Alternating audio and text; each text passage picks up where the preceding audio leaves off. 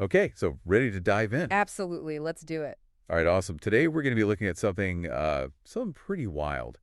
You know that Delta plane incident at Toronto Pearson? Yeah, the one that had everybody Googling like crazy, huh? Exactly. I mean, people were throwing all sorts of search terms out there like Delta plane crash, Toronto plane crash Oh, video. yeah, I saw those. Even looking up specific airlines, right? Endeavor Air, Delta Airlines, all over the place. And when you see those searches, your mind immediately goes to the worst case scenario. You start thinking, oh man, another crash. Definitely makes you nervous. But here's the thing. It didn't actually crash. Nope, not a crash. Landed upside down, though. Upside down. A Delta CRJ 900 upside down on the runway at Toronto Pearson. And I bet for our aviation folks out there, they probably know. The CRJ 900, that's a pretty common plane. You see them all the time for regional flights. Yeah, Warcross of the Skies, that one. But upside down, that's not in the flight manual. Definitely not a standard maneuver, no. And that's what makes this whole thing so fascinating because, you think about the CRJ 900, how it's designed, weight distribution, the landing gear placement, all that, to land upside down and not just, totally wreck the plane. It's like how... It's a real head scratcher, right? Like defies logic almost. Well, and speaking of head scratchers, we saw a lot of searches for video of Delta plane flipping. Oh, yeah, I bet.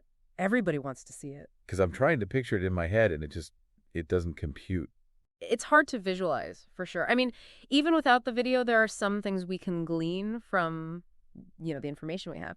I noticed you were looking at searches for, like, how many plane crashes in 2025. So clearly we're thinking about the bigger picture here, right? Like, is this part of a trend? Yeah, exactly. Because when something like this happens, you immediately think, okay, is this becoming a more common thing? What's going on with aviation safety? Right, exactly. And what's interesting is statistically 2025 has actually been a pretty good year for aviation safety.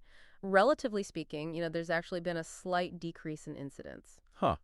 So this Delta incident is kind of like an anomaly then. Seems that way, yeah. An outlier for sure. Okay. Well, that's slightly reassuring, I guess. But still, I mean, this specific incident is just so bizarre. And, you brought up the search for Deborah Flint earlier. Now she's the head honcho over at the Greater Toronto Airports Authority. So maybe people were looking for official statements from her. Makes sense, right. But I was also thinking maybe they're interested in, like, her expertise. Oh, interesting. Like, what kind of safety protocols does Toronto Pearson have in place for something like this? Because, I mean, this is highly unusual. Yeah, good point. It's not just about statements. It's about, like, what does she know that we don't? Exactly. And that actually ties in nicely with another search term we saw, Toronto weather. Ah, yes. The weather. Always a factor, right? So was this a perfect storm kind of situation? Well, literally, right. I mean, because it's mind-boggling.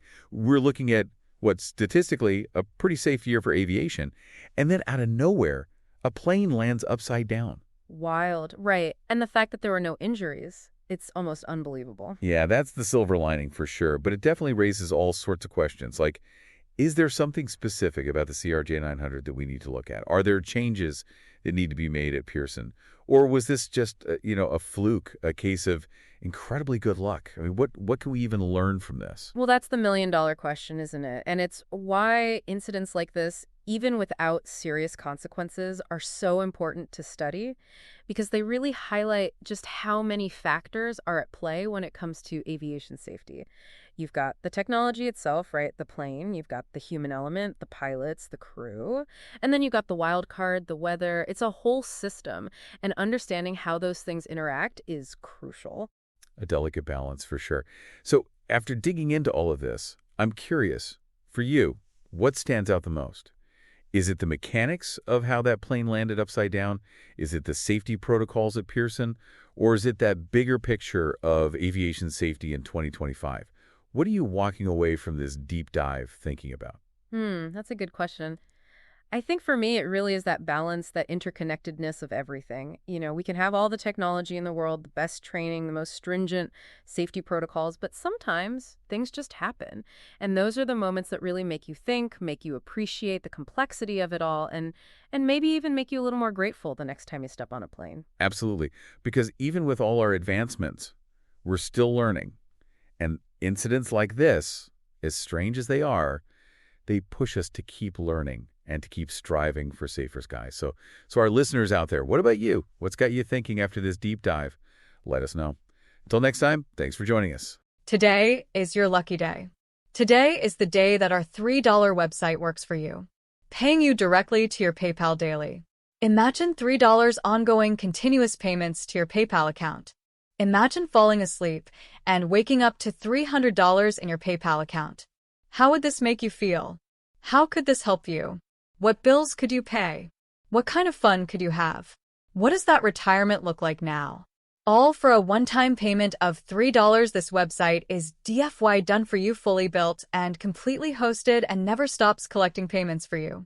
You have spent $3 on coffee on a regular, but that coffee won't help you create multiple streams of income. Click the link below.